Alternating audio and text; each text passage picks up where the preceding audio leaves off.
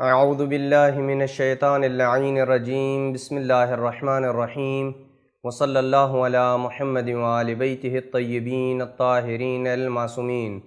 بارگاہ ملکوتی امیر المومنین سرزمین نجف اشرف سے پیغمبر اسلام کی ولادت کی مناسبت سے آج دوسری قسط کو لے کے حاضر خدمت ہوں۔ گزشتہ قسط میں ہم نے جناب عبد المطلب کی اس وصیت کو بیان کیا تھا جو انہوں نے اپنے آخری وقت میں حضرت جناب ابو طالب کو کی تھی۔ آج ہم اس قسط میں جناب رسول خدا صلی اللہ علیہ وآلہ وسلم کی ولادت اور ان کے والدین کے متعلق کچھ گفتگو کریں گے۔ آپ کے والد کا نام جناب عبداللہ ہے کہ جو قریش کے سرداروں میں شمار ہوتے ہیں اور انتہائی کریم انسان شمار ہوتے تھے، اور اتنے پاک و پاکیزہ تھے کہ کبھی بھی بتوں کے آگے ایک لمحے کے لیے بھی رسول اسلام کے والد نے اپنی جبین کو نہیں جھکایا۔ آپ کی والدہ کا نام آمنہ ہے۔ یہ خاتون انتہائی عزت و تکریم کی مالک خاتون ہے، اور ان چند بیویوں میں اس خاتون کا شمار ہوتا ہے کہ جنہوں نے بہت زیادہ بلند و بالا مقام پایا ہے۔ اور ولادت سے پہلے حضرت جناب آمنہ نے ایک خواب دیکھا تھا، اور وہ خواب یہ ہے کہ جو انہوں نے اپنے شوہر جناب عبداللہ کو سنایا تھا کہ میں نے ایک خواب دیکھا ہے کہ گویا میرے جسم سے نور کا ایک ٹکڑا اور نور کی ایک شعاع جدا ہوئی ہے کہ جس کی برکت سے پوری کائنات روشن ہو گئی ہے، اور اس نور کی شعائیں میں دیکھ رہی ہوں کہ ارض شام تک جا پہنچی ہیں، اور میں نے ایک منادی کو ندا کرتے ہوئے سنا۔ وہ یہ کہہ رہا تھا، انکی قد حملتی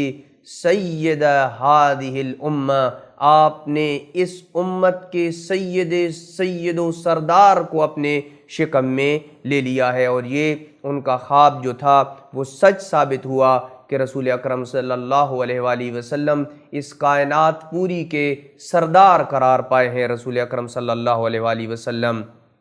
اور رسول اکرم صلی اللہ علیہ وآلہ وسلم جب سے جناب آمنہ کے شکم میں آئے، آپ کے وجود کی برکت یہ تھی کہ خود جناب آمنہ کا یہ بیان ہے کہ حمل کے اول دن سے، پہلے دن سے لے کے ولادت تک میں نے کسی قسم کی کوئی تکلیف برداشت نہیں کی، کسی قسم کا مجھے کوئی دکھ رنج نہیں محسوس ہوا، کسی قسم کا مجھے کوئی بھی تکلیف نہیں محسوس ہوئی جس طرح عام خواتین کو حمل کے دوران تکلیف محسوس ہوتی ہے۔ جبکہ جناب آمنہ کا بیان ہے کہ میں نیند اور بیداری کے عالم میں تھی کہ ایک شخص میرے پاس آیا اور اس نے کہا کہ کیا آپ کو یہ محسوس ہوتا ہے کہ آپ حمل سے ہیں؟ تو گویا میں نے کہا نہیں، مجھے یہ محسوس نہیں ہوتا ہے۔ تو پھر اس نے کہا جان لو کہ جو بچہ تمہارے شکم کے اندر ہے وہ کائنات کے تمام انسانوں کا سید و سردار ہے۔ جناب آمنہ کے متعلق بھی ایک جملہ عرض کرتا چلوں کہ وہ اپنے شوہر کے ساتھ اتنی ان کی وفا تھی کہ جناب آمنہ مکہ میں اپنے شوہر کی ہر سال زیارت کے لیے جاتی تھیں، مکہ کی طرف نکلتی تھیں اور اپنے شوہر کی زیارت کے لیے وہاں جایا کرتی تھیں۔ یہ ان کی اس وفا کی دلیل ہے۔ روایات میں ملتا ہے کہ جب رسول اکرم صلی اللہ علیہ وآلہ وسلم کی ولادت ہوئی تو اسی لحظے میں خود جناب آمنہ کا بیان ہے کہ گویا میرے وجود سے نور کی ایک شعاع نکلی ہے کہ جو مشرق تک پھیل گئی ہے، اتنی وہ نورانی ہے کہ مشرق اور ارض شام کو اس نے گھیر لیا ہے۔ اور جب پیغمبر اکرم صلی اللہ علیہ وآلہ وسلم کی ولادت کا وقت قریب آیا تو مجھے ایک شخص نے یہ وصیت کی کہ جب آپ اپنے بچے کو جنم دیں تو اس وقت آپ نے یہ کہنا ہے کہ میں اللہ وحدہ صمد کے نام سے ہر حاسد کے شر سے پناہ مانگتی ہوں، اور پھر آپ نے اپنے بچے کا نام محمد رکھنا ہے۔ فَهَذَا هُوَ الِّسْمُ الَّذِي بُشِّرَ بِهِ فِي التَّوْرَاةِ وَالْإِنْجِيلِ، یہی وہ بچہ ہے کہ جسے اسی نام کی بشارت دی گئی ہے تورات اور انجیل میں، وَلِأَنَّهُ سَوْفَ يُحْمَدُ مِن جَمِيعِ سُكَّانِ السَّمَاءِ وَالْأَرْضِ، اور محمد اس کا نام اس وجہ سے پڑا ہے، اس وجہ سے آپ کو محمد کا نام دیا گیا کہ تمام آسمان والے بھی اس کی حمد و ثنا کریں گے اور زمین والے بھی اس کی حمد و ثنا کیا کریں گے۔ پیغمبر اکرم صلی اللہ علیہ وآلہ وسلم کی جو ولادت کا مشہور قول ہے وہ